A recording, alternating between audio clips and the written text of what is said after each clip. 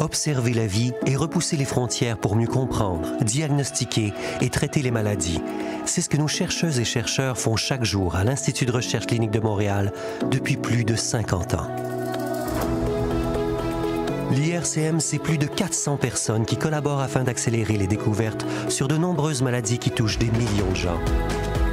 Maladies génétiques et neurologiques, immunodéficiences, maladies métaboliques ou infectieuses, cancer, rien n'arrête notre équipe dont l'approche unique allie recherche fondamentale et clinique du laboratoire aux patients. Parce que pour faire une différence dans leur vie, nous avons besoin des équipements les plus performants. Parce que nous inspirons la curiosité et le goût de l'excellence en recherche en formant la relève.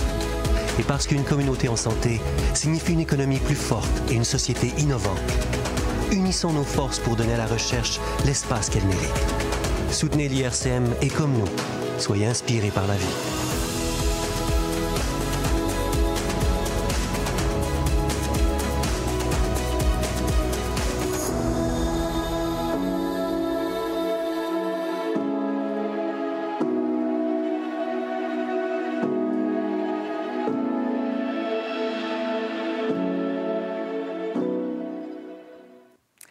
Bonsoir à toutes, bonsoir à tous. Bienvenue à cette 21e édition du dîner annuel de l'IRCM.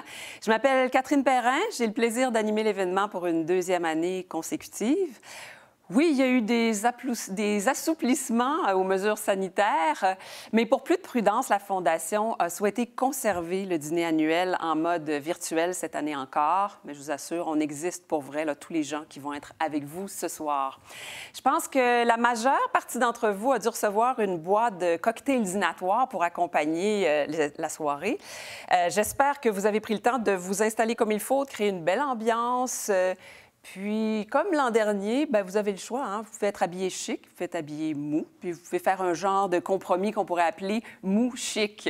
Cette année, l'événement de la Fondation de l'IRCM devient aussi l'occasion de lancer officiellement une campagne majeure dont le thème est à la fois simple et magnifique, inspiré par la vie.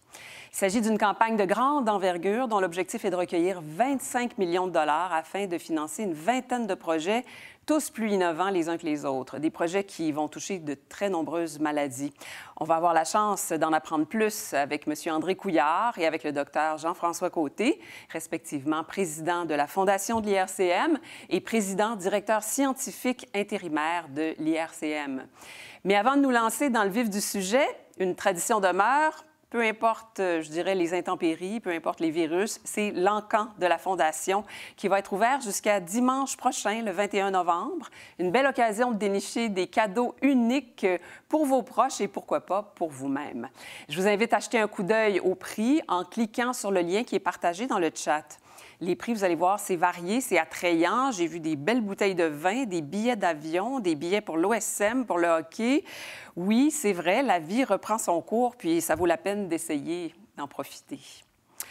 Pour vous aider à bien naviguer sur la plateforme de ce soir, qui est la plateforme de diffusion AirMeet, je vous informe de deux choses. Premièrement, le chat demeure ouvert tout au long de l'événement. Ça veut dire que vous pouvez échanger entre vous par des messages privés ou encore partager des commentaires avec l'ensemble des participants. Les salles virtuelles, deuxième point, les salles qui étaient disponibles juste avant le début de la diffusion, elles vont être réactivées à la fin de notre rencontre et elles vont être ouvertes jusqu'à 20 heures.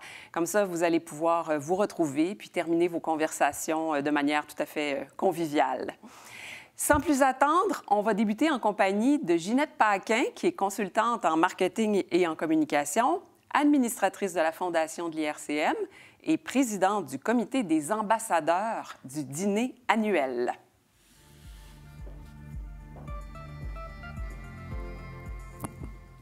Bonsoir, Ginette Paquin.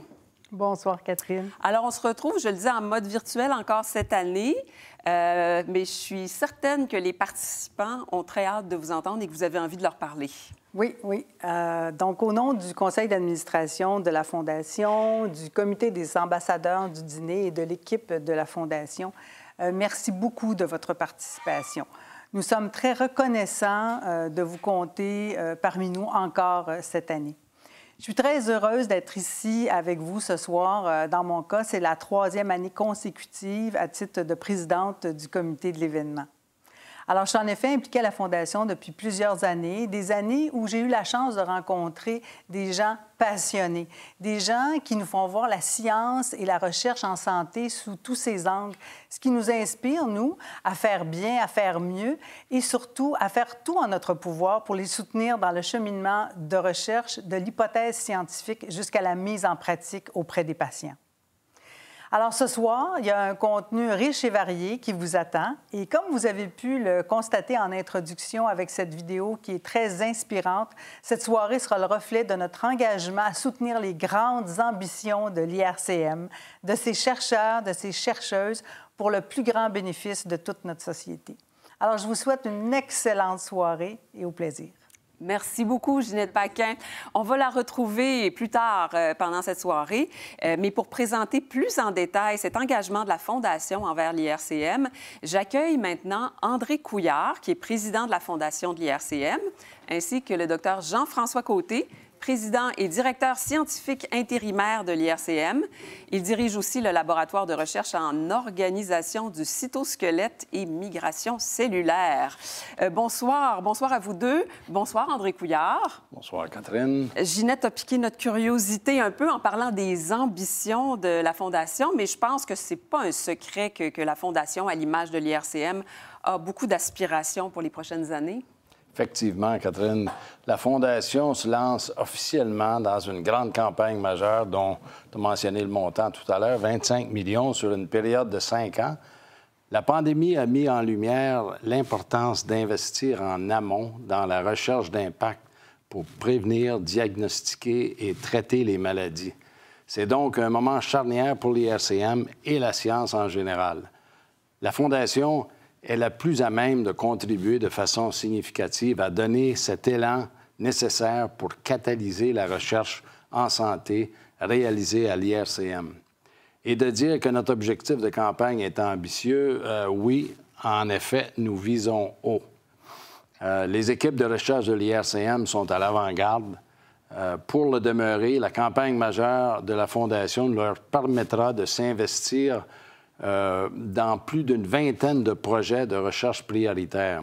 Ces projets toucheront tout autant le cancer, les maladies métaboliques, les maladies génétiques et neurologiques et les immunodéficiences, difficile à dire, l'immunodéficience et les maladies infectieuses comme le COVID que tout le monde connaît. La campagne soutiendra de plus de nouvelles approches diagnostiques et thérapeutiques dont les retombées amélioreront la santé de toute la population. Elle permettra aussi de procurer aux chercheurs des équipements performants et, évidemment, d'appuyer la formation d'étudiants de haut niveau et de tous les horizons québécois, canadiens et internationaux. Merci, André Couillard. Docteur Côté, est-ce que vous iriez jusqu'à dire que la campagne a une importance capitale pour l'IRCM, je dirais pour son positionnement? Ah oui. Tout à fait, Catherine. Cette grande campagne arrive au meilleur des moments pour l'IRCM. Elle rejoint à la fois nos objectifs de rayonnement et de notoriété et le dévoilement de notre nouvelle image. Elle se veut aussi le reflet de notre vision. Son thème, inspiré par la vie, reflète complètement la motivation de notre communauté de chercheurs, d'étudiants et de professionnels de la santé. Ils sont nombreux parmi nous ce soir et j'aimerais les remercier de leur participation. Tous marchent d'un même pas vers un avenir où les maladies auront de moins en moins d'emprise sur nos vies. Et vous avez aussi des découvertes qui font avancer la science régulièrement. Il y a des découvertes importantes qui se font à l'IRCM et c'est important. Je ne pense pas que les subventions suffisent, André Couillard. Il faut que la communauté d'affaires se mobilise. En fait, je voulais dire, justement, nos recherches amènent à des découvertes qui font vraiment avancer la science. Je prends par exemple les recherches de Nabil Seda et son équipe qui ont découvert la PCSK9, qui est une enzyme qui joue un rôle clé dans la dégradation du mauvais cholestérol. Nous offrons aussi des services cliniques uniques qui allient la recherche et les soins personnalisés. À l'IRCM, nous avons 6 cliniques ultra spécialisées, dont la plus importante clinique de diabète au Canada. Aussi, une clinique qui a beaucoup fait les manchettes, soit notre clinique sur les symptômes de la COVID longue. Nous déclenchons aussi des patients en formant la relève. Et nous poussons même plus loin cette alliance entre la recherche et la pratique par l'entremise de notre programme unique de formation en son genre en médecine cellulaire et moléculaire. Bref, notre institut est un écosystème performant, dynamique et tourné vers l'avenir. Mais comme tu disais, les subventions à elles seules ne suffisent pas. Alors, André Couillard, qu'est-ce qu'on fait dans ce temps-là? Est-ce qu'on arrive à convaincre la communauté d'affaires? C'est vital. C'est absolument vital, Catherine.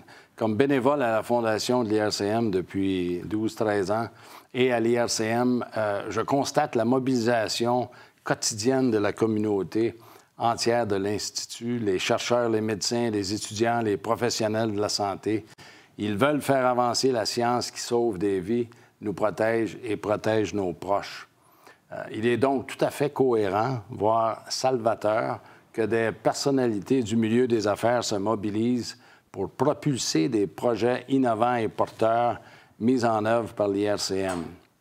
J'aimerais donc souligner l'appui essentiel des membres du cabinet de notre campagne majeure et je les remercie très chaleureusement pour leur solide implication. Ils sont avec nous ce soir, en majorité, et nous écoutent. Je ne les nommerai pas un par un, car le cabinet compte 17 membres. Ce serait un peu long, mais nous vous les présentons en photo et vous allez constater que notre campagne majeure a la chance d'être appuyée par des gens qui sont très investis dans le développement de notre société. Ce sont des femmes et des hommes qui souhaitent participer à l'essor de l'IRCM parce qu'ils savent que la recherche en santé est tellement importante pour notre société. Mesdames et messieurs les ambassadeurs de la campagne majeure, je tiens à vous remercier pour votre appui à l'IRCM. Nous croyons fermement à l'importance de la synergie qui est créée entre l'Institut et la communauté des affaires. Elle est essentielle pour que les résultats de la recherche fondamentale soient repris, testés et mis en valeur en recherche clinique au bénéfice des patients et de la population en général.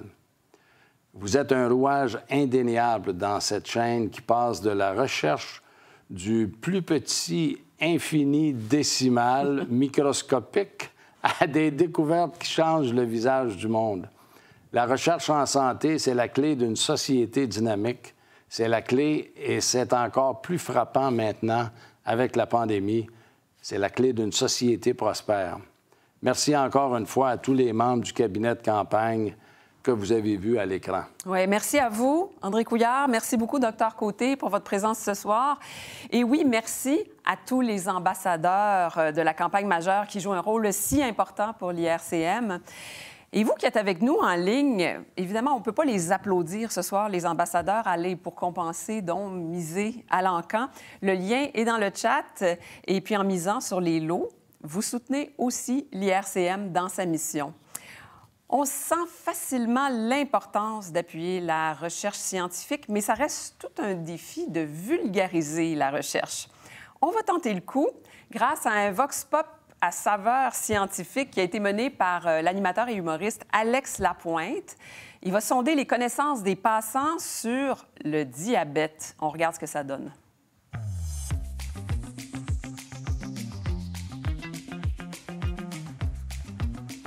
Bonsoir, mesdames, messieurs. Je me présente Alex Lapointe et aujourd'hui, je vous invite à me suivre afin de démystifier auprès du grand public deux grands sujets scientifiques qui touchent notre santé, le diabète et la neuroscience. Ces deux sujets seront ensuite commentés par deux chercheurs de l'Institut de recherche clinique de Montréal, l'IRCM. Salut! On s'en vient! Insuline? Ouais, vas-y. C'est, voyons, c'est pas une enzyme, là, mais c'est le truc du stress, là. Ah, je me rappelle pas. Donc, ça sert à régulariser le sucre par le foie dans le corps humain, ouais. Ça permet de... Alors, je crois que c'est... L'insuline, c'est ce qu'on produit naturellement. C'est notre sucre, dans le fond, d'une certaine manière. Puis c'est ça. Ça sert à régulariser le sucre dans notre corps.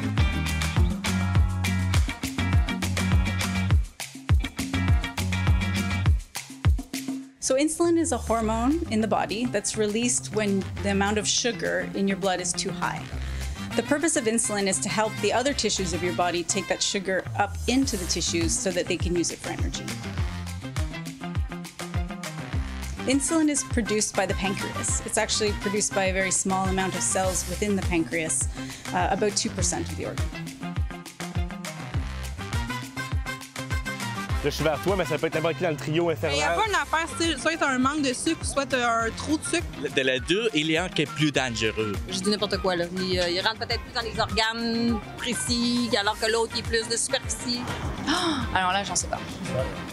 Je pense que moi, la connaissance que je connais, c'est que le diabète de type 1, c'est de type héréditaire.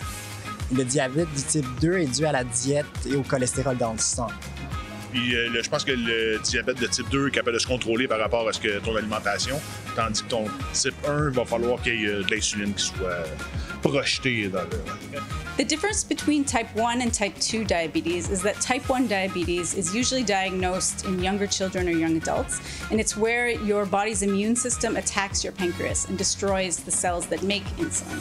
Type 2 diabetes is usually diagnosed in older adults, and it's where the cells that make insulin become exhausted and they're no longer able to make it anymore. Ultimately, in the end, the two diseases lead to the same result. You don't have enough insulin and you can't control your blood glucose. Merci beaucoup. Merci à la docteure Jennifer Estal. Grâce à elle, on sait un peu mieux à quoi sert le pancréas. C'est tout de même assez intéressant de voir que même quand on pense qu'on sait des choses, il reste toujours des zones un peu floues. Je ne sais pas si vous auriez eu un peu plus de bonnes réponses à la maison, mais je pense que mes prochains invités, ils auraient sérieusement remonté la moyenne parce qu'il s'agit de 3 chercheurs de l'IRCM. Alors, je vous les présente. Dr Rémi Rabassa-Loret, vous êtes président, vice-président clinique et recherche clinique et aussi directeur de la clinique de diabète. Bonsoir. Bonsoir. Dr Emilia Liana Falcone, vous êtes directrice de la clinique de recherche post-COVID-19. Bonsoir. Bonsoir. Et Dr Frédéric Charron, vous êtes directeur de l'unité de recherche en biologie moléculaire du développement neuronal. Bonsoir.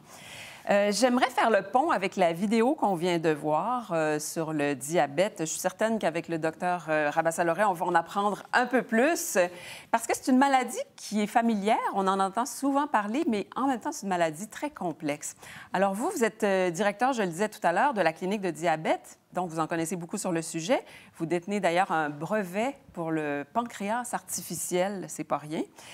Mais je pense que votre glycémie a sursauté quand vous avez écouté les réponses du Vox Pop. J'ai eu l'impression de vous voir réagir. Parce que c'est une maladie fréquente, je le disais, qui touche presque un Québécois sur 10. Vous travaillez sur un projet de recherche clinique qui s'appelle Better, qui s'attaque à une problématique dont on n'entend pas beaucoup parler, les hypoglycémies chez les personnes qui ont le diabète de type 1. Ça, c'est quand leur taux de sucre devient trop bas. Alors, pourquoi vous avez décidé d'en faire une recherche spécifiquement sur ce point? Alors, le diabète de type 1, c'est une maladie auto-immune, c'est-à-dire que notre propre système de défense se trompe et puis élimine notre capacité de produire l'insuline. On ne peut pas vivre sans insuline. Et puis, on entendait, là, cette maladie héréditaire, c'est souvent quelque chose qu'il y a d'autres membres qui ont dans la famille et ainsi de suite. Donc, c'est quelque chose qui est effectivement là. Puis, le diabète de type 1, c'est une maladie qui va systématiquement nécessiter de l'insuline pour le traitement. Mm-hmm. Alors, ce qui est intéressant, par contre, c'est que dans ce cas-là, la demande pour cette évaluation de l'incidence des hypoglycémies, elle semble être venue des patients eux-mêmes. Alors, comment le partenariat s'est établi avec eux? Alors, c'est ce qu'on appelle la recherche centrée sur le patient. Tous les chercheurs cherchent à améliorer les choses pour le patient, mais là, c'est une recherche qui est très proche des patients. Donc, on a un comité de patients qui soumet les problèmes qui sont importants pour eux. Des fois, la hiérarchie pour les patients des problèmes n'est pas celle des professionnels de la santé. Mm-hmm. Et vraiment, ils ont été extrêmement vocaux à l'effet que l'hypoglycémie, donc la conséquence du traitement à l'insuline, était finalement plus important pour eux actuellement que ne serait, par exemple, le risque pour les yeux, les reins ou les nerfs. Donc, c'est vraiment eux qui ont mis ça. Puis, on a des budgets de recherche qui nous permettent de construire les projets de recherche autour des problématiques clés pour les patients. Donc, on a l'impression qu'avec les outils les plus récents, les pompes qui s'ajustent et tout, les risques auraient dû presque disparaître, mais ce n'est pas le cas, si je comprends bien. Non, ce n'est pas du tout le cas, malheureusement. C'est sûr que les nouveaux traitements réduisent significativement le risque, mais pour vous donner un ordre d'idée, on parle de 3 niveaux dans l'hypoglycémie. Il y a l'hypoglycémie qu'on appelle légère. Il y a des sentiments assez désagréables. Le patient va être capable de le voir, de se traiter par lui-même.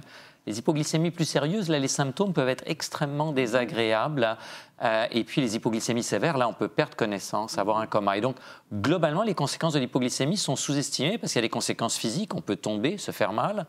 On peut avoir des conséquences psychologiques, on peut se finir par avoir extrêmement peur de ça. Puis on peut avoir des conséquences sociales importantes, on peut perdre son permis de conduire, on peut avoir des problèmes d'employabilité avec ça. Donc je pense qu'en fait, nous les médecins, on sait que ça existe, on sait que c'est important, mais on est peut-être plus focalisé sur des choses comme les problèmes des yeux, des reins, des nerfs, et on a tendance à oublier. Les patients nous ont vraiment ramené à l'effet que pour eux, c'était un préalable, que bien sûr, le reste était important, mais que l'hypoglycémie, c'était quelque chose de presque quotidien pour eux. Oui, très intéressant. Et en même temps, ce projet de recherche, il va être à la grandeur du Québec, si j'ai bien compris. Pourquoi est-ce que c'est l'IRCM qui est le mieux placé pour le superviser, en être le chef d'orchestre? À l'IRCM, on a déjà une grosse consultation externe clinique de diabète avec presque 800 patients. C'est probablement une des plus grosses de l'Est du Canada. On a aussi tout un continuum entre les soins au travers de la clinique et d'ailleurs des soins multidisciplinaires. On en parle beaucoup maintenant, mais à l'IRCM, les infirmières, les nutritionnistes, les kinésiologues prennent un rôle très, très important dans les soins. On fait beaucoup d'enseignements, que ce soit aux patients, à leurs familles, mais aussi à d'autres professionnels de santé. Puis enfin, il y a la recherche clinique, comme moi je la fais, très proche du patient, puis la recherche, comme certains de mes collègues, comme Dr Charon, qui est là ce soir, très proche du laboratoire. Et puis avec la technologie, maintenant, on peut rayonner dans toute la province. Puis la réalité d'un patient qui habite sur la Côte-Nord, c'est peut-être pas la réalité d'un patient qui habite au centre-ville de Montréal. Et donc, c'est important pour nous d'ancrer à l'IRCM quelque chose qui représente toute la diversité des situations des patients, de sexe, de genre, mais aussi de localisation géographique, par exemple. Vous parliez de la technologie, c'est que un peu grâce à la COVID, on a appris, entre autres, qu'on pouvait faire des consultations par visioconférence. Est-ce que c'est un genre de choses que vous allez faire? Dans notre milieu, à nous, ça a été extrêmement utile et ça a même dépassé mes attentes au sens où, dans le domaine du suivi de certaines formes de diabète, on peut faire probablement presque 90% du travail à distance. On est très bien équipé pour ça à l'IRCM. Et au moins pour nous, à l'IRCM, dans notre milieu, on a vu plus de patients pendant la pandémie qu'on en aurait vu autrement. Et on avait déjà cette expertise, par exemple, en donnant des services. Il y a quelques régions au Québec où il n'y a pas de médecins spécialistes du diabète. Et donc, on avait déjà cette expertise avant de donner des services à distance pour des patients qui habitent très loin. Puis en terminant, si on voulait résumer, qu'est-ce que vous espérez que le projet Better va avoir comme impact sur les patients atteints du diabète? Alors, je pense que d'abord, les patients nous ont dit que l'hypoglycémie, c'était quelque chose de très important pour eux, avec des conséquences psychologiques qu'on a probablement tendance à sous-estimer, nous, comme professionnels de la santé. Donc, mon espoir à moi, c'est de, grâce à ce registre, à toutes les informations que les patients nous donnent, mieux comprendre la fréquence. Ça, c'est des interactions, par exemple, avec les autorités de santé, l'INES, la RAMQ qui rembourse, qui donne accès aux nouveaux médicaments, mieux prédire ces épisodes, permettre aux patients de les voir venir. Et puis enfin, les épisodes qui vont rester, on ne pourra pas les éliminer complètement, de mieux les traiter. Ouais. Donc c'est vraiment de réduire cet aspect-là pour être capable, après ça, de laisser les patients mieux se concentrer sur les autres problèmes. Merci beaucoup, Dr Rabassa-Lioret. Je me tourne maintenant vers Emilia Liana Falcone. Bonjour, bonsoir. Bonsoir. Heureuse de vous revoir, d'ailleurs, parce que l'an dernier, vous aviez évoqué, on s'était rencontrés, parce que l'an dernier, le dîner annuel mettait en évidence le travail de femmes chercheurs, dont vous étiez, bien sûr. Oui. Et vous aviez évoqué ce projet d'une clinique de recherche post-COVID, dont vous êtes la directrice. Mais on n'était pas entré dans les détails parce que c'était tout nouveau, c'était le début. Maintenant, la clinique IRCM post-COVID-19 a émergé comme, si j'ai bien compris, la première clinique de son genre à Montréal pour étudier les effets de ce qu'on appelle aujourd'hui la COVID longue. Le projet a d'ailleurs été subventionné par le gouvernement puis a reçu une belle attention médiatique. Alors, qu'est-ce qu'on fait au juste, Dr Falcone, dans cette clinique? Alors, c'est effectivement une clinique de recherche vraiment unique de son genre dans la province. Et ce qui arrive, c'est que le patient vraiment participe à la recherche. Chaque patient qui vient à la clinique est enrôlé dans un protocole, remplit des questionnaires, reçoit une évaluation clinique, incluant une évaluation par un médecin, avec des tests cliniques et aussi des tests cliniques qui rentrent dans la marge de la recherche. Et on prélève des échantillons qu'on met par la suite en biobanque qui nous permettent de faire des recherches plus poussées, presque en temps réel dans certaines circonstances. Et alors, on retrouve vraiment à l'IRCM une infrastructure idéale pour ce genre de projet. Mais j'ai envie de vous demander, évidemment, pour que les patients se présentent à votre clinique, il faut en quelque sorte qu'ils aient eu un diagnostic de COVID longue. Sur quoi repose en ce moment ce diagnostic-là? Alors, ce qu'il faut qu'ils aient eu, c'est la COVID. Par la suite, on évalue s'ils ont une COVID longue, mais on évalue aussi les patients qui ont eu la COVID qui n'ont pas nécessairement des symptômes de long COVID parce que ça sert un peu de groupe témoin pour pouvoir mieux apprendre les mécanismes sous-jacents de la maladie. D'accord. Alors, vous faites un recrutement général parmi des patients qui ont eu la COVID et vous identifiez, vous allez étudier plus spécifiquement ceux qui ont des symptômes de COVID longue. Exactement, mais il faut dire qu'il y a beaucoup de patients qui s'autoréfèrent et bien souvent, c'est parce qu'ils ont une atteinte assez importante d'affection post-COVID. Oui. Et qu'est-ce qui vous a incité à mettre cette clinique-là sur pied? Alors, dans un premier temps, point de vue scientifique, après avoir passé 8 ans au National Institutes of Health dans l'Institut du Dr. Tony Fauci, pour nous, c'était presque acquis qu'il allait y avoir des séquelles à long terme après la COVID. Mais ce qui est vraiment venu me chercher, c'est quand j'ai vu les premiers témoignages de patients ayant eu la longue COVID. Surtout, il y avait un infectiologue en Angleterre qui était 12 semaines post-infection, qui avait encore des séquelles vraiment importantes. Et je me mettais à sa place comme un professionnel de la santé où il y a des patients qui ont des attentes de lui, où sa famille a des attentes de lui, où ses collègues ont des attentes. Et de ne pas pouvoir livrer la marchandise à cause d'une invalidité, à cause d'un trouble de santé qui n'était pas encore reconnu et pour certaines personnes demeure invisible. Oui. C'est drôle, vous avez mentionné qu'en même temps, ce médecin faisait partie de ceux qui étaient convaincus qu'allaient survenir des cas comme ça de COVID longue. Pourquoi? Est-ce que c'est un type de virus, les coronavirus ou les virus respiratoires de ce type-là, qui sont plus sujets à donner des séquelles? Bien, il y a des virus en général, d'autres autres que les coronavirus, peuvent engendrer des séquelles. On a vu ça dans d'autres exemples, mais on a surtout vu dans l'exemple du SARS-CoV-1, du MERS, où on commençait à voir les études rétrospectives qui sont sorties au tout début de cette pandémie et qui démontraient que même après 1 an, 2 ans, on avait encore des séquelles importantes à long terme. Ce genre de virus-là, alors, les séquelles vont survenir sur quel pourcentage à peu près des victimes de la maladie? Alors, c'est difficile de suivre vraiment la prévalence de cette maladie parce que les études ont certains biais. Par contre, on estime au moins un 10 et ça pourrait être un pourcentage conservateur. Et même à 10 c'est plus de 40 000 Québécois. C'est énorme, alors. C'est vraiment énorme. Puis ça, il faut que ça se sache parce que ça pourrait peut-être finir de décider certaines personnes d'avoir recours à la vaccination quand on voit les séquelles que ça peut laisser. Alors, jusqu'à maintenant, qu'est-ce que vous avez eu le temps d'accomplir avec cette nouvelle clinique post-COVID? Alors, on a répondu à la demande d'un pourcentage de patients. On est encore activement en train de recruter des patients. On a entamé des projets de recherche clinique et fondamentale. Il y a des publications qui sont en voie de production. On a établi une biobanque. On fait aussi partie d'une initiative provinciale, la biobanque de la COVID-19 québécoise. On a plusieurs collaborations au niveau local, provincial, national et même international qui est vraiment stimulant. Ça fait avancer les choses de manière beaucoup plus rapidement. Point de vue organisation des soins, on a contribué le développement d'un outil de prise en charge qui a été produit par l'INES. On a aussi échangé de nos connaissances dans des contextes gouvernementaux, tant au niveau provincial que fédéral. D'accord. Vous êtes forcément en contact, vous avez évoqué la détresse à toute fin pratique de ce médecin-là, mais vous devez être en contact régulièrement avec des gens qui sont un peu désespérés. Et comment ça influence votre travail? Est-ce que vous vous sentez vous-même atteint parfois par ce désir des gens de retrouver leur santé? Absolument. Ça me garde réveillée la nuit. Ah oui.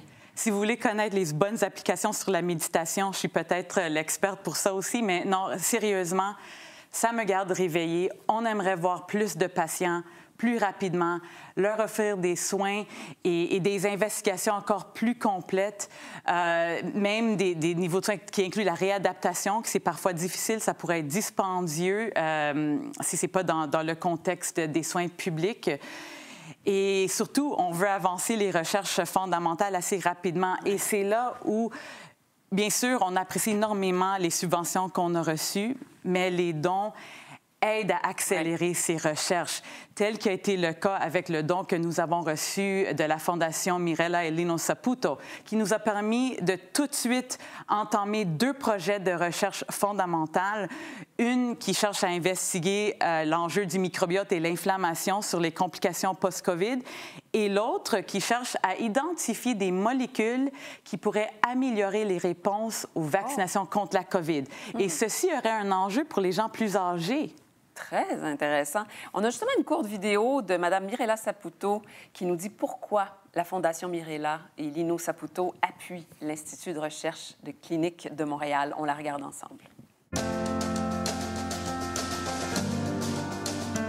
L'Institut de recherche clinique de Montréal, c'est une institution qui est très essentielle et qui donne la chance d'avoir les bonnes recherches et la bonne relève. La recherche clinique est très importante, quoique je ne suis pas une experte, mais ça donne à tous nos chercheurs les outils nécessaires pour aller plus loin et trouver des réponses et donner la confiance dans les traitements qu'ils trouvent. On a un monde en continuel changement et plein de défis. Et on doit élargir nos connaissances pour faire face à ces défis. Alors j'invite la relève à faire face à leur curiosité, apprendre avec soif, nous faire apprendre, nous faire comprendre et faire comprendre tout le monde pour qu'on ait un monde meilleur éventuellement.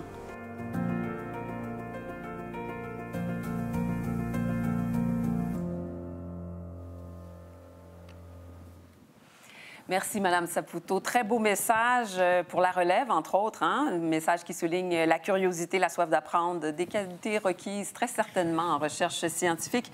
En terminant, Dr Falconet, vous êtes experte, vous êtes en train de devenir une experte sur la COVID longue. Vous êtes très sollicitée, d'ailleurs, dans divers comités provinciaux, nationaux. Quels sont les enjeux majeurs des prochaines étapes de vos recherches, d'après vous? Avoir une représentation plus générale de la population, c'est-à-dire inclure des populations défavorisées, certaines minorités qui sont sous-représentées dans les études. Deuxième enjeu, c'est l'urgence. Alors, pour combattre l'urgence et la nécessité d'avancer rapidement, il faut la collaboration, absolument. Et bien sûr, la question à 1 million de dollars, c'est comment peut-on prédire ceux qui vont avoir la longue COVID. Alors, du travail encore, hein? Effectivement. Alors, on souhaite bien sûr que vous ayez tout l'appui nécessaire. On va maintenant parler de neurosciences avec le Dr Frédéric Charron. Dr Charron, dans votre domaine de recherche, l'IRCM est aussi un point d'ancrage pour un grand projet de recherche fondamentale qui porte sur les troubles de neurodéveloppement. Ça s'appelle le projet Neurobasis, qui est mené en partenariat avec 4 institutions de recherche de Montréal. Premièrement, j'aimerais que vous nous expliquiez qu'est-ce qu'on entend par troubles du neurodéveloppement au juste. Pourquoi c'est si important qu'on les étudie, ces troubles, de manière plus coordonnée? Donc, les troubles du neurodéveloppement sont des troubles de développement du système nerveux, du cerveau, qui se produisent soit au cours de l'embryogenèse ou encore au cours du développement fœtal ou même de façon postnatale après la naissance, et qui peuvent soit donner des défauts, des maladies immédiatement lorsque les défauts de formation se produisent. Oui, dans certains cas, peuvent aussi donner lieu à des maladies seulement beaucoup plus tard. Donc, il y a des défauts, par exemple, qui peuvent être dus à des défauts de développement au niveau embryonique, au niveau embryonnaire, et qui vont simplement avoir des effets, par exemple, au cours de l'adolescence ou même simplement au cours du stade adulte. Donc, il y a de plus en plus de maladies du système nerveux dont on apprécie maintenant l'importance remonte à des défauts de développement très précoces. Et justement, ce projet Neurobasis veut étudier les causes neurodéveloppementales de plusieurs de ces maladies. Oui. Et le projet Neurobasis, c'est un projet qui est fait en collaboration avec d'autres institutions à Montréal. L'hôpital Sainte-Justine, qui est affilié avec l'Université de Montréal, avec le Neuro et aussi avec l'hôpital pour enfants, qui sont tous les deux affiliés avec l'Université McGill, et avec l'IRCM. L'IRCM est vraiment le noyau de ce projet Neurobasis. Et des chercheurs comme Michel Caillouette, Arthur Kania, Hideto Takahashi et moi-même, en fait, sommes les 4 chercheurs principaux de l'IRCM qui travaillent sur ce projet. Et on fait ce projet en collaboration avec des chercheurs qui sont dans les institutions que je viens de vous nommer et aussi avec des cliniciens-chercheurs. Donc, les cliniciens-chercheurs, ce sont des... il y en a 3 dans l'équipe. Ce sont des gens qui voient dans leur pratique, dans leur clinique, voient des patients qui ont certaines maladies. Souvent, ce sont des maladies rares. et vont former certaines cohortes. Une cohorte, c'est un ensemble de patients qui vont présenter une maladie similaire. Et ces cliniciens-là vont essayer d'identifier quels sont les gènes qui sont responsables de ces maladies en faisant du séquençage, par exemple, et trouver quels sont les gènes précisément qui sont responsables de ces maladies. Et la particularité de NeuroBasis, c'est qu'on travaille ensemble, donc les cliniciens, avec des chercheurs fondamentaux comme nous. Et ce qu'on fait, c'est qu'on prend ces mutations-là qui ont été identifiées chez l'humain dans certains gènes et on va introduire ces mutations-là, ces mutations identiques, chez des animaux modèles pour modeler la maladie. Dans ce cas-ci, on le fait chez la souris, par exemple. Et lorsqu'on introduit ces mutations chez la souris, dans la plupart des cas, ça va donner un modèle de cette maladie. Et une fois qu'on a une souris modèle de cette maladie, on peut vraiment bien comprendre les étapes précoces du développement de cette maladie, quelles sont vraiment les étapes qui nous permettent d'arriver même à prédire si un individu va avoir la maladie ou non. Et également, ça nous permet d'avoir des modèles pour faire des études qu'on appelle précliniques, par exemple, tester des traitements potentiels pour arriver à prévenir ou guérir, en fait, certaines de ces maladies. Oui. Donc, on part de recherche très fondamentale, mais on aboutit quand même, effectivement, à des applications à tout le moins précliniques. Ça, c'est intéressant. Vous parlez de ces maladies-là depuis tout à l'heure sans vraiment les nommer. Est-ce que c'est parce que ce sont toutes des maladies tellement rares qu'on connaît très peu leur nom ou il y en a certaines qui sont bien connues? Non, certaines sont quand même bien connues. La plupart sont des maladies rares, mais elles ne sont pas toutes rares. On estime que les maladies rares sont celles qui sont fréquentes à une fréquence de moins de 1 sur 2000, par exemple.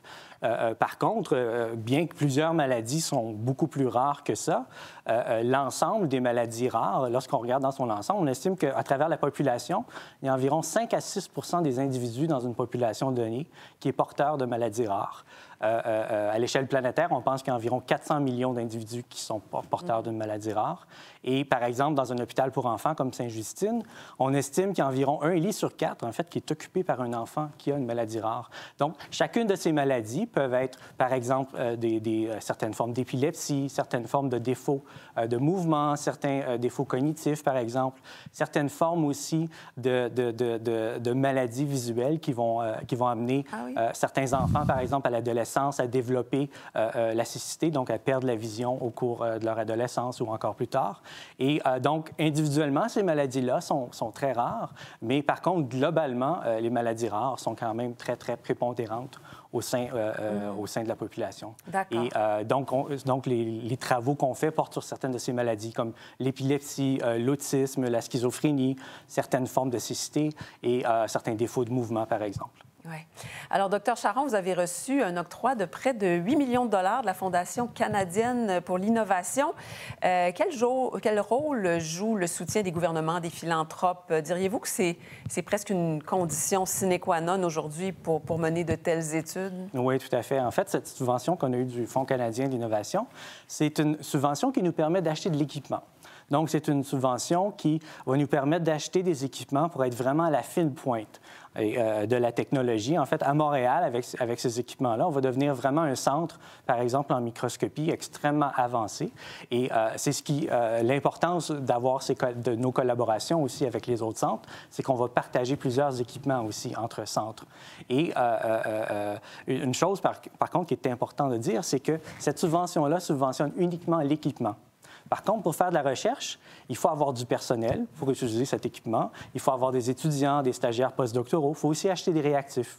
Donc, tout ça, ça coûte des sous, mais pour l'instant, on n'a pas encore les fonds, en fait, pour effectuer cette partie-là de la recherche. Donc, c'est d'où l'importance de la grande campagne majeure qui a été lancée par la Fondation de l'IRCM, que je remercie d'ailleurs, et l'importance aussi de souper bénéfices comme ce soir pour nous permettre d'aller non seulement acheter l'équipement, mais d'aller aussi financer cette recherche. Oui. J'aurais envie de terminer avec une question pour vous trois. Vous êtes quand même tous les trois dans des domaines où il y a des gens qui souffrent, des gens qui sont aux prises avec des maladies.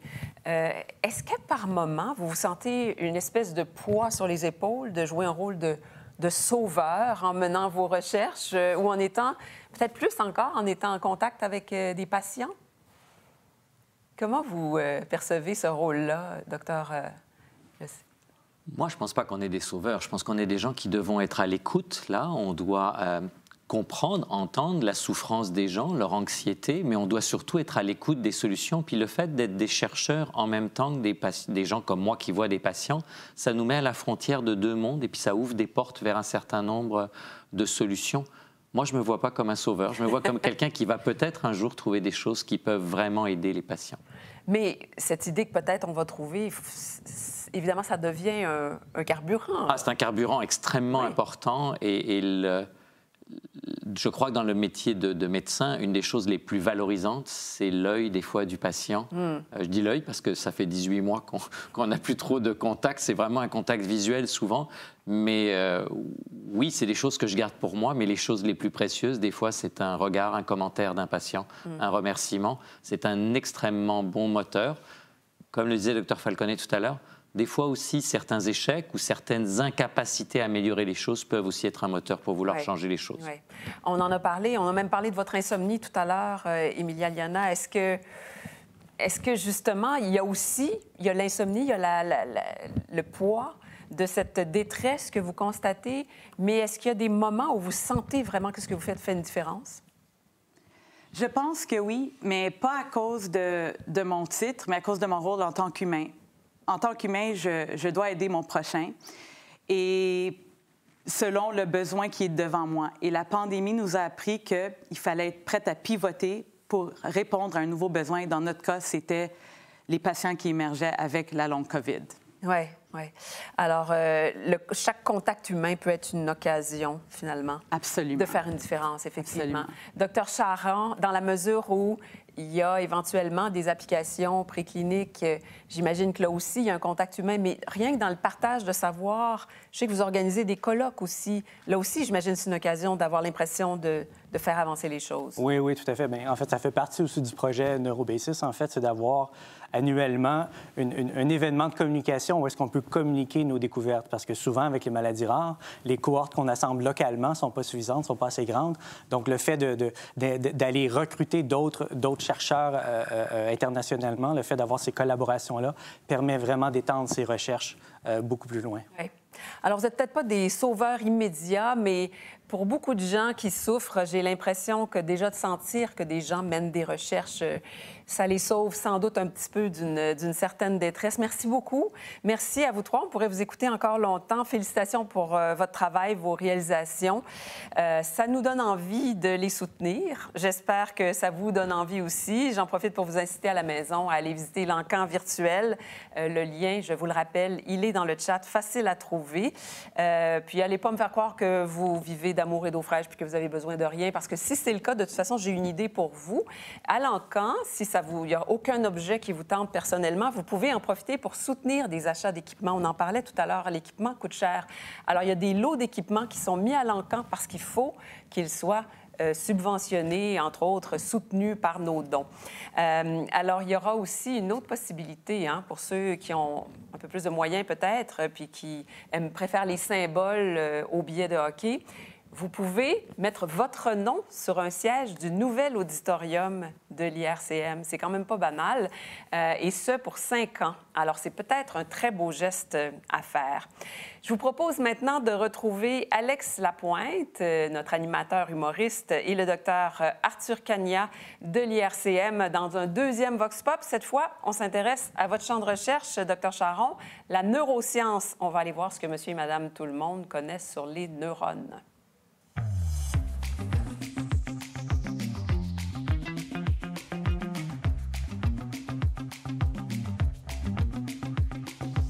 Un neurone, je dirais que c'est un transmetteur.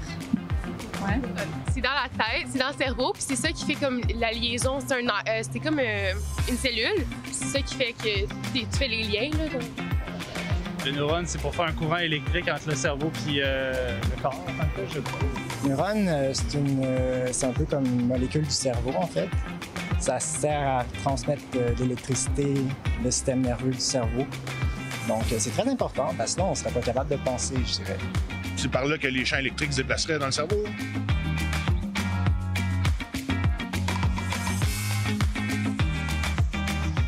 Bon, Un neurone, c'est une cellule très spéciale qui est capable de transmettre des signaux électriques à travers de longues distances dans notre corps. Mais ce n'est pas seulement un câble électrique, un neurone. C'est aussi une cellule qui est capable de faire des calculs très simples, comme l'addition des signaux, soustraction des signaux, mais aussi l'amplification. Et donc, si vous mettez ensemble beaucoup de neurones qui font ces calculs très simples, ça fait un ordinateur qui est dans notre cerveau, notre système nerveux.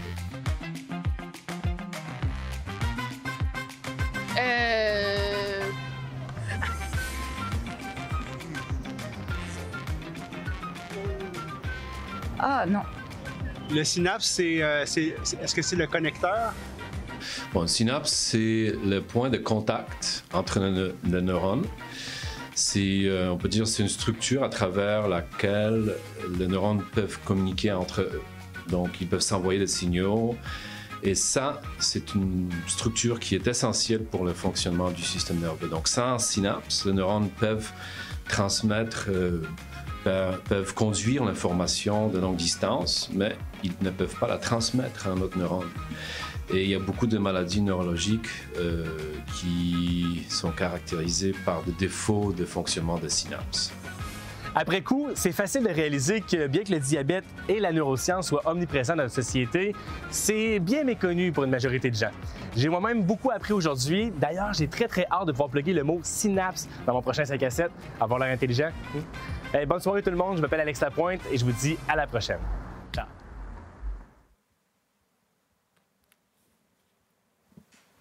Merci, Alex Lapointe. Tiens, je m'engage à relever le défi. Moi aussi, je vais essayer de prononcer le mot synapse dans un prochain 5 à 7.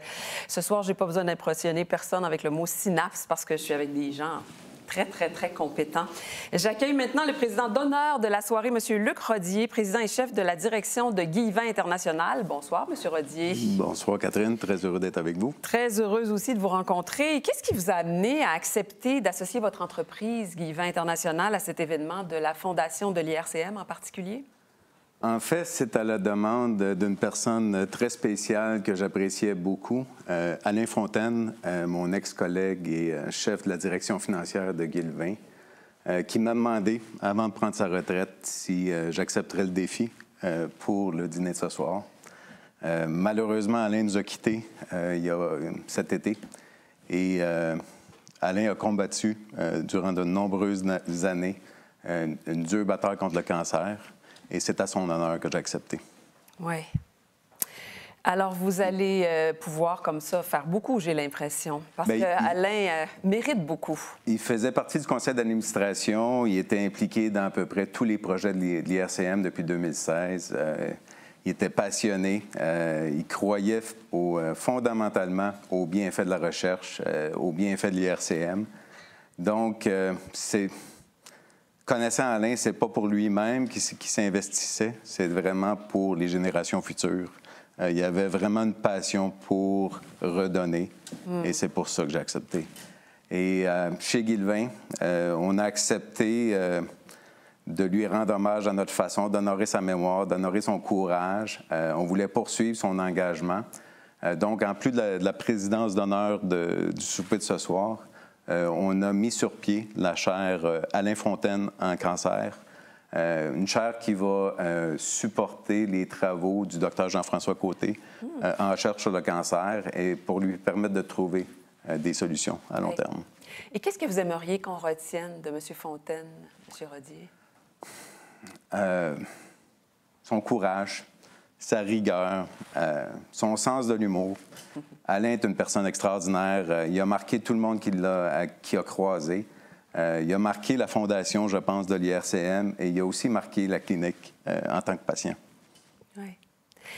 Bien, écoutez, merci énormément d'être avec nous ce soir, M. Rodier. Merci de votre témoignage très touchant. Merci de votre engagement à perpétuer le legs de M. Fontaine à la Fondation de l'Institut de recherche clinique de Montréal. Puis, bien sûr, avant de poursuivre, un petit rappel, n'oubliez pas d'aller miser à l'encan. Le lien est dans le chat. Luc Roddy a parlé de l'excellence en recherche. Ça me permet d'introduire le prix Marcel Piché, qui est remis tous les 2 ans à un chercheur de l'Institut de recherche clinique de Montréal, en guise de reconnaissance pour la qualité de ses travaux de recherche, de son apport au rayonnement de l'Institut. J'ai à nouveau en ma compagnie le docteur Jean-François Côté, qui est président, directeur scientifique intérimaire de l'IRCM. Je vous cède la parole pour la remise du prix, docteur Côté. Bonsoir, Catherine. J'aimerais remercier Luc pour ses beaux mots. Il a bien raison de dire qu'Alain Fontaine a marqué nos esprits à l'Institut. Alain était vraiment un homme tout simplement dévoué. Tout comme l'était Marcel Piché à l'époque pour la fondation de l'IRCM. Marcel Piché était un avocat montréalais spécialisé en droit. Il a participé activement à la création de l'IRCM et il a été le premier président de la corporation et est demeuré au sein de l'organisation jusqu'en 1991. Le prix Marcel Piché est donc une distinction remise à un chercheur de l'Institut pour souligner des contributions exceptionnelles et l'avancement de la communauté scientifique québécoise. Cette année, c'est avec beaucoup de fierté que je remets cette marque de reconnaissance à la Dr Marie Kmita, qui est directrice de l'unité de recherche en génétique et développement à l'IRCM.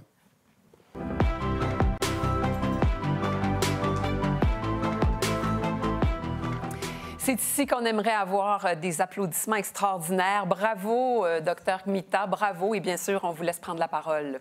Merci beaucoup. Je n'avais pas tout à fait terminé. Jean-François avait encore quelque chose à ajouter. Exactement. Donc, je voulais tout simplement introduire Marie. Je voulais vous dire que dès le début de sa carrière de chercheuse indépendante à l'IRCM en 2005, Marie arrivait alors de la Suisse. Elle a mis sur pied une unité de recherche en génétique et développement. Son expertise a vite été reconnue parce que très peu de temps après, elle a obtenu une chaire de recherche du Canada en embryologie moléculaire et génétique. Aujourd'hui, la Dr Kmita est professeure titulaire de recherche IRCM et professeure-chercheur titulaire au département de médecine de l'Université de Montréal. Marie a fait d'importants travaux de recherche sur les rôles des gènes OX. Ce sont les gènes qui sont notamment responsables de la formation des membres et le développement embryonnaire.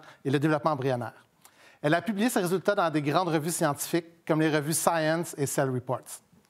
Et justement, elle a fait une découverte qui vous a sûrement surpris, dont elle pourra vous parler dans un prochain souper annuel. Pourquoi avons-nous 5 doigts? Je ne m'avancerai pas ici à vous donner la réponse à cette question, mais cette découverte a fait la page couverture de la prestigieuse revue Nature et a fait partie de la liste select des 10 plus importantes découvertes de l'année du magazine Québec Science. Dr Kmita est aujourd'hui récipiendaire de subventions majeures des Instituts de recherche en santé du Canada, ce qui est un gage d'excellence. Et croyez-moi, j'en sais quelque chose. Au fil des ans, Dr Kmita a su se tailler une solide renommée dans son champ d'études. Elle se positionne maintenant comme l'une des chefs de file dans la biologie du développement moderne au Canada, mais aussi à l'échelle internationale. À l'IRCM, Marie s'est avérée être une excellente mentor impliquée dans la formation de la relève et dans le recrutement des jeunes chercheurs talentueux. Ces dernières années, elle a aussi contribué à la gestion scientifique de l'IRCM, telle que par l'organisation de nombreux colloques de haut calibre. C'est donc en reconnaissance de son talent, de ses réalisations et de sa contribution exceptionnelle au rayonnement de l'IRCM, tant au niveau scientifique qu'académique, et en signe de notre profonde reconnaissance, que nous remettons le prix Marcel Piché 2021. Oui. Alors, effectivement, ça valait la peine d'entendre tout ça parce que je suis certaine qu'elle ne se serait pas vantée de tout ça, évidemment. Mais on est très, très heureux de l'avoir avec nous ce soir. Bravo, Dr Kmita. Puis maintenant, Merci. on vous cède la parole. Merci. Merci beaucoup. C'est un peu émouvant, tout ça. Mais j'aimerais tout d'abord remercier le comité de sélection de m'avoir choisi pour le prix Marcel Piché 2021. Je suis en fait très, très honorée et émue aussi de recevoir ce prix aujourd'hui. J'aimerais dédier ce prix à tous les membres de mon équipe passés et présents, sans qui rien de ce que je n'ai fait n'aurait été possible. Je ne mentionnerai que les membres actuels, mais j'estime qu'il est important que vous les connaissiez, parce que je suis sûre que vous allez entendre parler d'eux dans un avenir relativement proche. Il s'agit de Inès de Senlis, Fanny Guérard, Yacine Kerjemil, Rachel Paul et Rodrigue Peraldi. J'aimerais aussi remercier Jessica Barth pour son aide technique primordiale, mes assistantes administratives Anita Del Corpo et Fanny Moria, ainsi que tout le personnel de l'IRCM, qu'il s'agisse des plateaux technologiques de pointe ou des services de maintenance. Votre travail contribue à faire avancer la recherche biomédicale et est un soutien essentiel pour nous. J'aimerais également dédier ce prix à mon mari, le docteur Arthur Cagna, qui m'a soutenue et encouragée depuis de nombreuses années, que ce soit scientifiquement ou personnellement, et à ma fille qui fait preuve de beaucoup de patience avec moi quand je lui demande d'attendre pour jouer, que j'ai fini de travailler. J'ai énormément de chance de les avoir dans ma vie. Alors, certains d'entre vous pourront peut-être se demander ou avoir remarqué que je suis la 3e femme à recevoir ce prix en 45 ans. Mais ne vous méprenez pas, s'il y a eu si peu de femmes qui ont reçu ce prix jusqu'à présent, ce n'est pas parce que ce sont des scientifiques moins performantes, mais parce que jusqu'à récemment, l'IRCM a eu très peu de femmes à la direction de laboratoires. Mais aujourd'hui, nous avons beaucoup de chance d'avoir pour président-directeur scientifique le Dr Jean-François Côté et pour vice-président le Dr Michel Caillouette, qui tous deux reconnaissent l'excellence des femmes en sciences et se sont donnés comme objectif d'encourager leur carrière. Il ne s'agit pas de favoritisme, mais d'une juste reconnaissance de l'excellence scientifique des femmes. Grâce à cela et à tout leur travail pour développer davantage une recherche de pointe à l'IRCM, l'IRCM a un bel avenir devant lui. Alors, inutile de vous dire que je suis passionnée par la recherche biomédicale. Mon travail est de contribuer à mieux comprendre les maladies génétiques, les événements moléculaires qui se dérèglent et conduisent au développement de malformations ou au dysfonctionnement d'organes chez le fœtus. Cette recherche est possible grâce à des étudiants, des stagiaires postdoctoraux, des techniciens, des chercheurs associés et toute l'infrastructure de l'IRCM. Mais mon rôle est aussi d'assurer la formation des étudiants, de les préparer pour leur future carrière, qu'elle soit dans le milieu académique ou ailleurs. Mon plus beau cadeau en tant que superviseur est de voir les étudiants se développer en jeunes chercheurs, rigoureux, déterminés, passionnés. De les voir obtenir le poste qu'ils désirent et de les voir revenir me dire bonjour ou me présenter leur nouveau-né.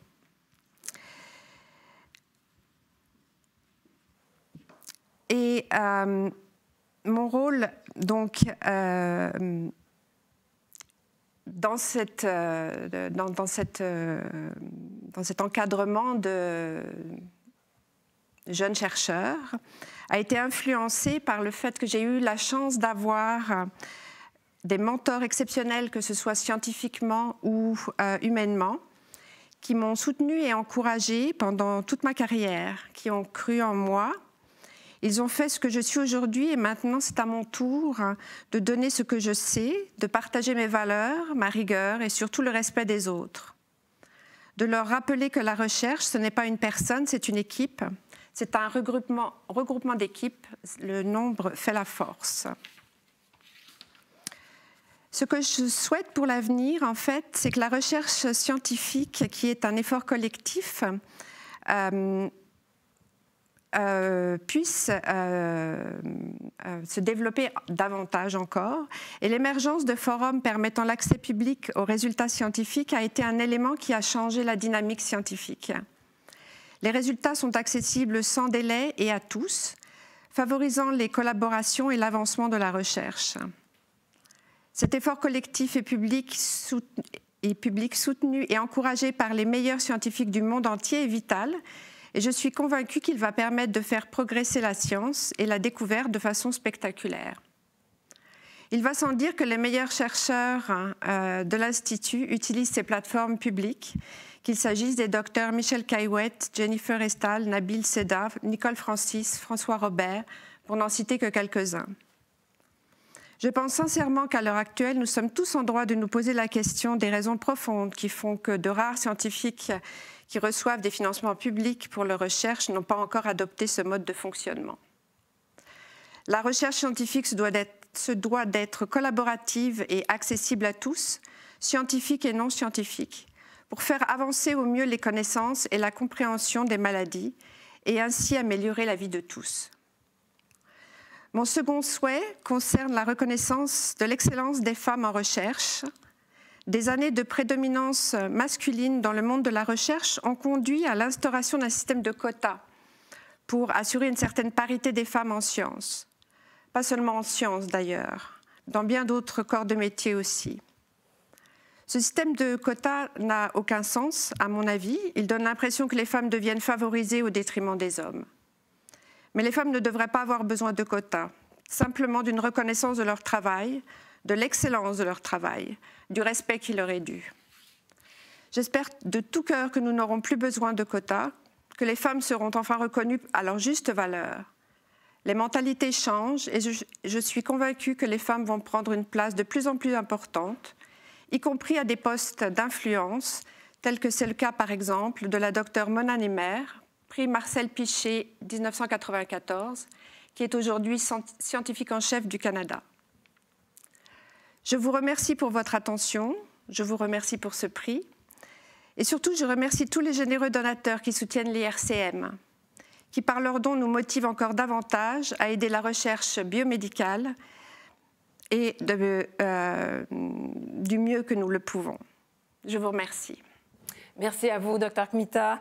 Merci. C'était très intéressant de vous entendre parler comme ça de ce désir de collaboration que vous incarnez très bien. Puis bravo aussi pour l'excellence des femmes que vous incarnez parfaitement aussi. Alors encore bravo pour ce prix. Merci.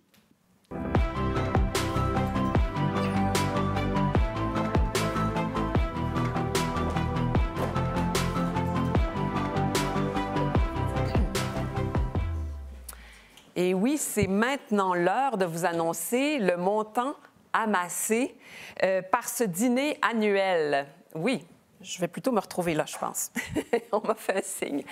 Évidemment, comme l'encan électronique se poursuit jusqu'au 21 novembre, ce sera un résultat partiel qui va se préciser puis qui va augmenter, on l'espère encore, dans les prochains jours grâce à vous. D'ailleurs, continuez à miser. Moi, je vous signale, cet après-midi, j'ai misé sur un dictionnaire Larousse, autographié par le docteur Chrétien, et ça fait déjà plusieurs heures. Alors, bien sûr, je serais ravie de l'avoir, mais je pense que je serais déçue si personne avait misé plus que moi. Alors, allez-y, généreusement tout le monde. Donc, cet encan est disponible, mais maintenant, allons voir ce montant.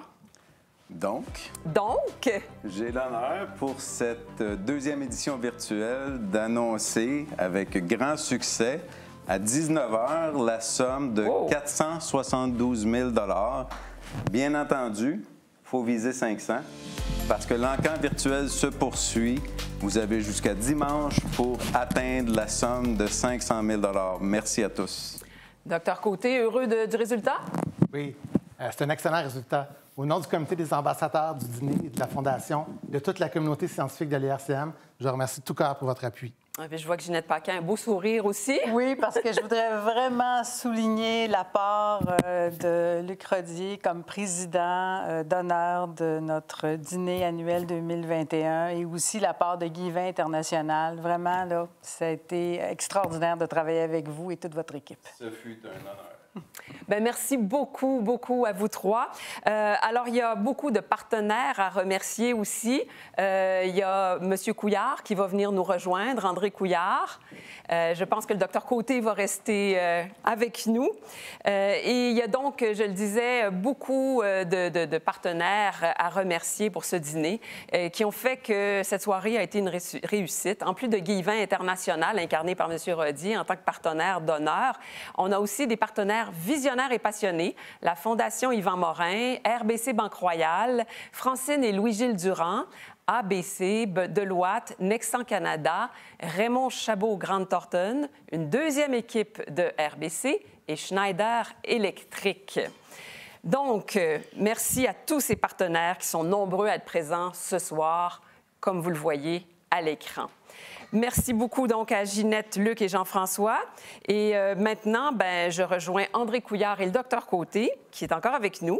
Et on poursuit avec d'autres bonnes nouvelles parce que ce soir, vous avez été les témoins des grandes ambitions de la Fondation qui veut toujours offrir le meilleur aux chercheurs et aux chercheuses de l'IRCM pour leur permettre d'accomplir leur mission. Je vous rappelle que cette soirée souligne le lancement officiel de la campagne majeure Inspirée par la vie. Alors, M. Couillard, vous aviez mentionné au début de la soirée l'importance de la mobilisation actuelle de la communauté des affaires envers cette campagne majeure. Est-ce qu'elle se concrétise déjà? Oui, Catherine. Non seulement nous avons présenté aujourd'hui des personnalités d'affaires qui forment le cabinet de campagne et certains des projets qui sont soutenus par celle-ci, mais je vous annonce en plus qu'en date d'aujourd'hui, 7h04, nous avons atteint tout près de 50 de notre objectif de 25 millions. Ce sont plus de 12 millions de dollars qui ont été recueillis pour les grands projets à venir de l'IRCM. Wow, c'est absolument magnifique. Bravo à tout le monde. Monsieur Couillard, qu'est-ce que ça signifie là, pour l'avenir de la Fondation? Ça veut dire que ce n'est qu'un début. Aha! Et voilà. S'il y a une chose que l'on doit répéter, c'est que l'excellence en recherche, celle qui améliore et change la vie des gens, demande des efforts durables et concertés. Le pouvoir de donner à la recherche tout l'espace qu'il lui faut pour améliorer la vie est entre nos mains. Il y a l'engouement pour la recherche en santé qui est là. Docteur Côté, je pense que votre équipe est prête à saisir les occasions qui vont se présenter pour faire avancer les choses. Oui, tout à fait. Certes, à titre de président et directeur scientifique de l'IRCM, mais aussi à titre de chercheur moi-même, chaque fois qu'on nous revêtons notre sarrau de chercheur, nous avons à cœur de faire une différence, de trouver cette aiguille dans cette botte de foin qui sauvera une vie, voire des vies. C'est tellement significatif et motivant pour nous de recevoir un tel appui et de voir l'engagement que génère la recherche en santé. C'est vraiment un privilège pour nous toutes et tous à l'IRCM de savoir les donateurs à nos côtés. Un gros merci. Alors, merci beaucoup à vous deux pour votre présence ce soir. Je remercie aussi, d'ailleurs, Ginette Paquin et Luc Rodier, ainsi que les docteurs qu'on a pu entendre, Rabassa Yorette, Dr Falconet, Dr Charon, qui ont échangé avec nous ce soir. Puis un merci chaleureux à vous à la maison. Vous avez été fidèles pour une deuxième année de suite en mode virtuel, mais on a été très bien entourés ce soir. Je vous invite maintenant à terminer la soirée en retournant dans les salles virtuelles pour poursuivre les échanges entre vous. Elles vont être à votre disposition jusqu'à 20h. Vous serez d'ailleurs tout de suite redirigé automatiquement vers le hall d'accueil de la plateforme et vous allez pouvoir sélectionner un siège dans la salle virtuelle où vos collègues et vos amis vous attendent. N'oubliez pas non plus d'aller miser à l'encan. Vous avez jusqu'au dimanche 21 novembre, dimanche prochain, pour le faire. Sur ce, on va se laisser en visionnant encore une fois la très belle vidéo de la campagne majeure inspirée par la vie. Je vous souhaite une excellente fin de soirée. À la prochaine. Observer la vie et repousser les frontières pour mieux comprendre, diagnostiquer et traiter les maladies. C'est ce que nos chercheuses et chercheurs font chaque jour à l'Institut de recherche clinique de Montréal depuis plus de 50 ans. L'IRCM, c'est plus de 400 personnes qui collaborent afin d'accélérer les découvertes sur de nombreuses maladies qui touchent des millions de gens. Maladies génétiques et neurologiques, immunodéficiences, maladies métaboliques ou infectieuses, cancer, rien n'arrête notre équipe dont l'approche unique allie recherche fondamentale et clinique du laboratoire aux patients. Parce que pour faire une différence dans leur vie, nous avons besoin des équipements les plus performants. Parce que nous inspirons la curiosité et le goût de l'excellence en recherche en formant la relève. Et parce qu'une communauté en santé signifie une économie plus forte et une société innovante. Unissons nos forces pour donner à la recherche l'espace qu'elle mérite. Soutenez l'IRCM et comme nous, soyez inspirés par la vie.